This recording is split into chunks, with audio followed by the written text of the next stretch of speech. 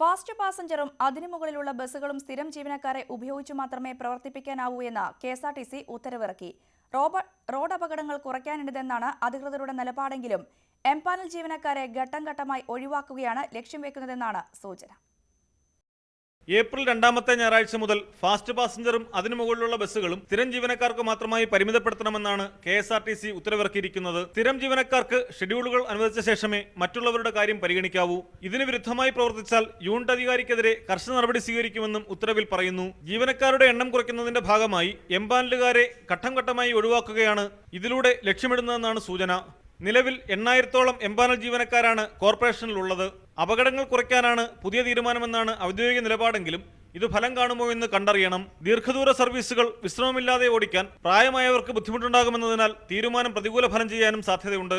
കഴിഞ്ഞ വർഷം 1300-ലധികം അപകടങ്ങളിൽ KSRTC ബസ്സുകൾ ഉൾപ്പെട്ടിരുന്നു. 152 പേരാണ് അപകടങ്ങളിൽ മരിച്ചത്. 2015-ൽ അപകടങ്ങൾ 1379 ആയിരുന്നു.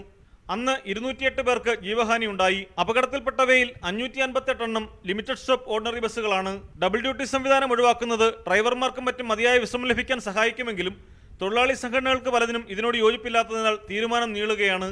ദീർഘദൂര ബസ്സുകളിൽ ഡ്രൈവർ കം കണ്ടക്ടർമാരെ നിയോഗിച്ചാൽ പ്രശ്നത്തിന് കുറച്ചെങ്കിലും പരിഹാരമാകുമെന്ന് ഒരു വിഭാഗം ചൂണ്ടിക്കാട്ടുന്നു. Pradeep C Nirman, News 18, Thiruvananthapuram.